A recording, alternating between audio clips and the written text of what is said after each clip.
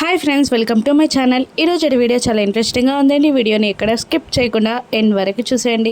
మిత్ర సంయుక్తాన్ని కలవడానికి జేఎంఆర్ ఆఫీస్కి వస్తారు. కానీ అప్పటికే అక్కడ అర్జున్ ఉంటాడు. ఇక అర్జున్ని చూసి కోపంతో రగిలిపోతున్న మిత్రని అర్జున్ ఇలా అంటుంటాడు, ఎందుకలా కోపంతో రగిలిపోతున్నావు, చిరాకు పడుతున్నావు, కూర్చొని కూడా చిరాకు పడచ్చు అని అర్జున్ మిత్రని అంటుండగా, నేను కోపంగా ఉన్నాను, చిరాకు పడుతున్నాను అని నీకు చెప్పానా అని మిత్ర అంటుంటాడు. కొన్ని టెంపరేచర్స్ని కొలవడానికి పరికరాలు అవసరం లేవు, నోటి నుండి వచ్చే మాట చాలు అని అర్జున్ మిత్రని అంటుండగా, కొన్ని ముఖాలు చూస్తే అలాగే అనిపిస్తుంది. ఇప్పుడు నిన్ను చూస్తుంటే మాత్రం చాలా అసహ్యంగా చిరాగ్గా అనిపిస్తుంది అని అర్జున్ని మిత్ర అంటుండగా, ఒకరిని అనే ముందు నిన్ను నువ్వు కూడా చూసుకోవాలి మిత్ర.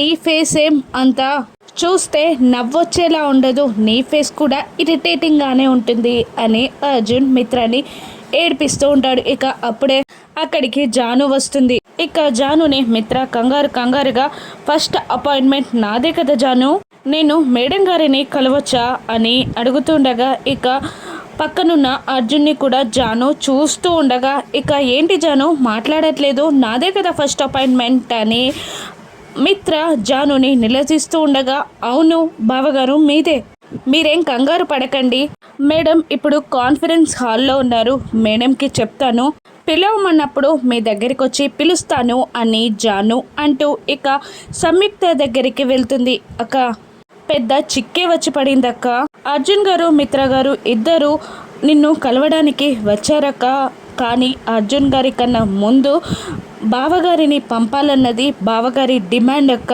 నాకు తెలిసినంత వరకు బావగారిని పంపిస్తే మంచిదని నా ఉద్దేశం అక్క, బావగారిని పంపిస్తాను, అర్జున్ గారు అర్థం చేసుకుంటారు, నేను వెళ్తున్నాను అని జాను అంటూ వెళ్ళబోతుండగా, ఆగు జాను, అందరూ చేసే తప్పే అది, అర్థం చేసుకుంటున్నారు కదా అని అందరూ అతన్ని లోకుగా చూస్తారు, అందరూ చేసే తప్పు మనం చేయకూడదు అని అంటూ మళ్ళీ సంయుక్త ఇలా అంటుంటుంది, అర్జున్ గారిని కాదని మిత్ర గారిని లోపలికి రమ్ముంటే అర్జున్ గారిని మనమే అవమానించినట్టు అవుతుంది, లేదా అర్జున్ గారి కన్నా మిత్ర గారికి ఇంపార్టెన్స్ ఇవ్వకపోతే మిత్రగాడు గొడవ చేస్తారు, పెద్ద చిక్కే వచ్చి పడింది కదా అని సంయుక్త అంటుండగా, నా దగ్గర ఒక ఐడియా ఉందక్క అని జాను అంటూ ఉంటుంది. పర్ఫెక్ట్గా వర్క్ చేస్తుందా అని సంయుక్త అంటుండగా, అవునక్క చేస్తుంది అని అంటూ వివేక్కి కాల్ చేస్తుంది జాను. ఇక ఫోన్ స్క్రీన్ మీద జాను పేరు చూడగానే, అమ్మో అమ్మగారికి ఈ మధ్యలో నేను బాగా గుర్తొస్తున్నానే అని అంటూ, ఏంటి మేడం ఈ టైంలో నేను గుర్తొచ్చాను, జాబ్ ఎలా ఉంది అని వివేక్ సరదాగా జానుతో మాట్లాడుతూ ఉండగా, జాబ్ బాగానే ఉంది కానీ మొదటి రోజే అగ్ని పరీక్ష మొదలైంది అని అంటూ ఆఫీస్లో జరిగిన విశేషమంతా వివేక్కి చెప్పగానే, నేను చూసుకుంటాను కదా అని వివేక్ అంటూ ఉంటాడు. ఖచ్చితంగా కాల్ చేస్తావు కదా అని జాను అడుగుతుండగా, ఖచ్చితంగా చేస్తాను, ఫోన్ చింపేస్తాను చూడు అని అంటూ కాల్ కట్ చేసి మిత్రకి కాల్ చేస్తాడు. ఇక మిత్ర వివేక్తో ఫోన్లో మాట్లాడుతూ ఉంటాడు. చెప్రా వివేక్ అని మిత్ర అడుగుతుండగా, అన్నయ్య వినబడట్లేదు అని వివేక్ అంటూ ఉంటాడు. అప్పుడే అక్కడికి జాను వచ్చి, బావగారు ఏమైంది అని అడుగుతుండగా, వివేక్ కాల్ చేశాడు, వినబడట్లేదు అంటున్నాడు అని అనగానే, ఇక్కడ సిగ్నల్స్ ఉండేవి బావగారు, అటు వెళ్ళండి అని జాను అనగానే, ఇప్పుడే కాల్ మాట్లాడేసి వస్తాను అని అంటూ మిత్ర పక్కకి వెళ్ళిపోతాడు. ఇక మిత్ర వెళ్ళగానే అర్జున్ని లోపలికి పంపిస్తుంది జాను.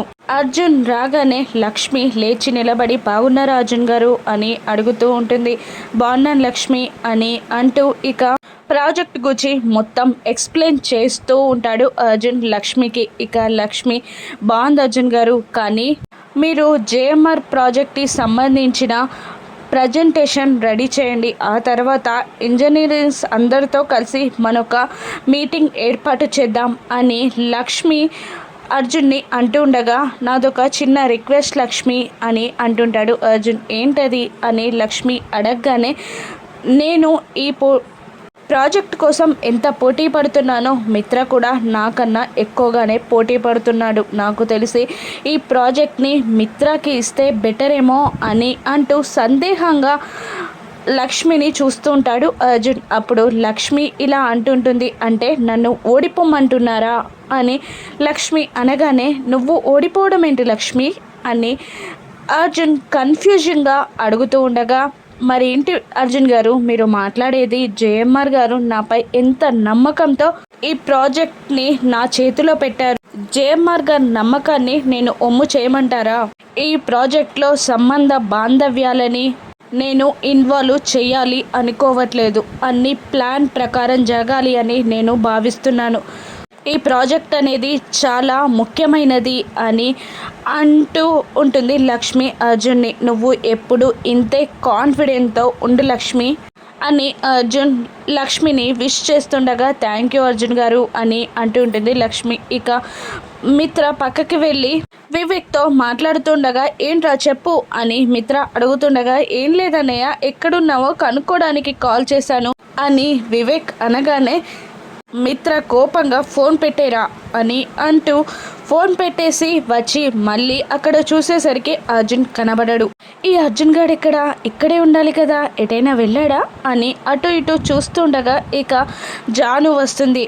జానుని మిత్ర అర్జున్ ఎక్కడా అని అడుగుతుండగా, నేను మిమ్మల్ని పిలవడానికి వచ్చాను బావగారు, కానీ మీరిక్కడ లేరు, అందుకని మేడం టైం వేస్ట్ చేయడం ఎందుకు అని అర్జున్ గారిని పంపించమంది, అందుకే అర్జున్ గారిని పంపించాను అని జాను చెప్తూ ఉంటుంది. కానీ జాను రాకముందే అర్జున్ మిత్రతో నానా మాటలు అంటూ ఉంటాడు. ప్రాజెక్టు కావాలి అంటూ పోటీ పడడమే కాదు మిత్ర, టైమింగ్ కూడా కావాలి అని అంటూ అర్జున్ మిత్రని వెక్కిరిస్తూ అక్కడి నుండి వెళ్ళిపోయిన మాటలు మిత్రకి గుర్తొచ్చి, మరి వాడేంటి టైమింగు కాకరకాయ అని నన్నెక్కిరిచ్చాడు అని మిత్ర అంటూ ఉంటాడు జానుని. ఆయనేదో మిమ్మల్ని ఉడికించడానికి అన్నట్టున్నారు, మీరు రండి బావగారు అని అంటూ మిత్రని లోపలికి తీసుకెళ్తూ ఉంటుంది జాను. ఇక మిత్ర మాత్రం కోపంగా రగిలిపోతూ ఉంటాడు. ఇక లక్ష్మి దగ్గరికి వెళ్ళగానే తన చేతుల్లో ఉన్న ఫైల్ని టేబుల్ మీద గట్టిగా పెట్టేసి, నాకు మీరు చేసేదేమీ నచ్చట్లేదు, నాకు ఇచ్చే ఇంపార్టెన్స్ ఇంతేనా? ఫస్ట్ అపాయింట్మెంట్ తీసుకున్నది నేనైనప్పుడు అర్జున్ని మొదట మీరెలా కలుస్తారు? మీ వల్ల వాడితో నేను మాటలు పడాల్సి వచ్చింది, నేను అవమాన పడాల్సి వచ్చింది, నువ్వు నాకు ఇచ్చే ఇంపార్టెన్స్ ఇదేనా లక్ష్మి అని మిత్ర సంయుక్తని అనగానే ఇక లక్ష్మి ఆనందంగా మిత్రని చూస్తూ ఉంటుంది.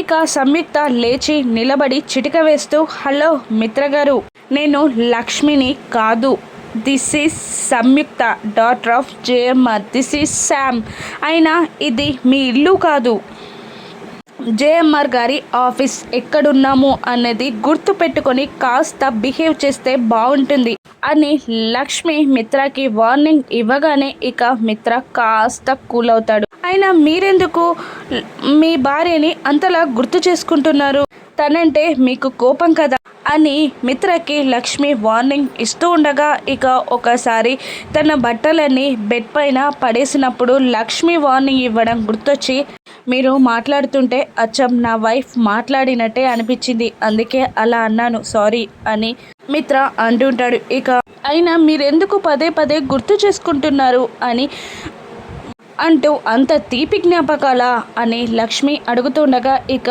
మిత్ర, తీపి జ్ఞాపకాల కన్నా నచ్చిన వారు చేసే మోసం దెబ్బ చాలా పెద్దది, నన్ను లక్ష్మి మోసం చేసింది అని మిత్ర అంటూ ఉంటాడు. అలా మిత్ర అనగానే లక్ష్మి బాధపడుతూ ఉంటుంది. శత్రువులు దెబ్బ కొట్టిన బాగా బాధ అనిపించదు, కానీ అన్నీ తానై అనుకున్నాక తానే దెబ్బ కొట్టి వెళ్ళిపోతే ఎలా ఉంటుందో ఆ పెయిన్ నాకు తెలుసు అని మిత్ర అంటూ, అయినా నేను ప్రాజెక్ట్ కూర్చి మాట్లాడడానికి వచ్చాను అని అనగానే సిట్ డౌన్ అని అంటుంది సంయుక్త. ఇక మిత్ర ఇలా అంటుంటాడు, అర్జున్ గారి కన్నా నేనే ముందు ప్రాజెక్ట్ని మీకు ఎక్స్ప్లెయిన్ చేయాలి అనుకున్నాను అని మిత్ర లక్ష్మిని అనగానే ఇక లక్ష్మి, ఎప్పుడు వచ్చామా, ఎప్పుడు కలిసామా, ఎప్పుడు ఎక్స్ప్లెయిన్ చేశామా అన్నది కాదు, పర్ఫెక్ట్గా ప్రాజెక్ట్ ఉన్నది మాత్రమే కావాలి. అన్నిసార్లు మీ భార్యని అపార్థం చేసుకున్నట్టు ఇక్కడ నన్ను మీరు అపార్థం చేసుకోకండి అని అనగానే మిత్ర షాక్ అవుతూ ఉంటాడు. అపార్థమా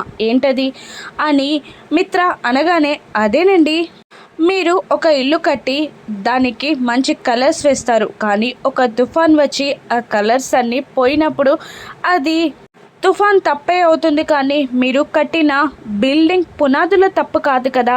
అదే నేను చెప్పేది కూడా. కొన్ని సిచ్యువేషన్స్ అనుకొని సంఘటనల వల్ల జరుగుతాయి. మన లైఫ్లో వేరే వల్ల నెగిటివిటీ వల్ల జరుగుతుంది. ఎన్ని అడ్డు తెరలున్నా కానీ ఆ తెర వెనకాల ఏమున్నది అని మనం కరెక్ట్గా గ్రహించగలిగితేనే నిజాలు బయటపడతాయి అని అంటూ ఈ విషయాలు మీకు ఎక్కడైనా ఉపయోగపడవచ్చు అని చెప్పాను అని సంయుక్త అంటూ ఉంటుంది. ఇక మిత్ర ప్రాజెక్ట్ గురించి ఎక్స్ప్లెయిన్ చేస్తూ ఉండగా ఇక లక్ష్మి మిత్రనే మైమర్చిపోయి చూస్తూ ఉంటుంది.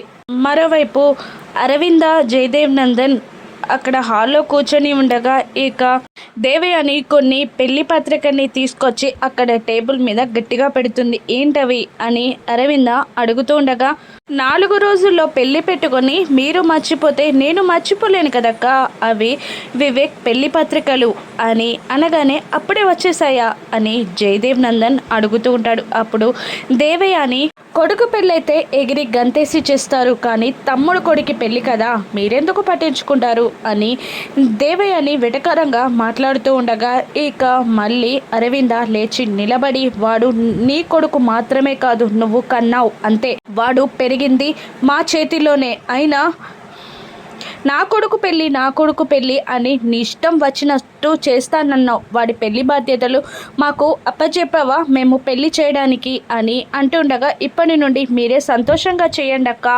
అని అంటూ ఉంటుంది దేవయాని. ఇంకెక్కడి సంతోషం, పెళ్లి చూపుల్లోనే వాడి సగం సంతోషం చచ్చిపోయింది, ఇప్పుడు వాడిని మొత్తం చంపేశావు, ఇక నువ్వే చూసుకో అని అంటూ అరవింద కోపంగా వెళ్ళిపోతుంది. ఇక జయదేవ్ నందన్ కూడా ఇలా అంటుంటాడు, పెళ్లి బాధ్యతలని మాకు అప్పగించలేదు, ఇప్పుడు నువ్వు చెప్పినట్టు చేయడం తప్ప మాకు మార్గం లేదు అని అంటూ అతను కూడా కోపంగా వెళ్ళిపోగానే వివేక్ కూడా వెళ్ళిపోతాడు. ఇక మనీష ఆలోచిస్తుండగా ఏంటి అంతలా ఆలోచిస్తున్నావు అని దేవయాని అడగ్గా ఇక ఇంట్లో ఉన్నది సంయుక్తనా లక్ష్మియా ఏం చేసినా తెలియట్లేదు ఆంటీ అని అంటూ లక్ష్మి అని సంయుక్త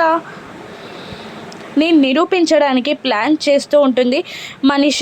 ఇక ఆ ప్లాన్లో లక్ష్మి బుక్ అవుతుందా, లక్ష్మి సంయుక్త ఒకరే అని మనీష తెలుసుకుంటుందా, వివేక్ పెళ్ళి ఎవరితో జరగనుందో రాను ఎపిసోడ్స్లో చూద్దాం. Thank you for watching.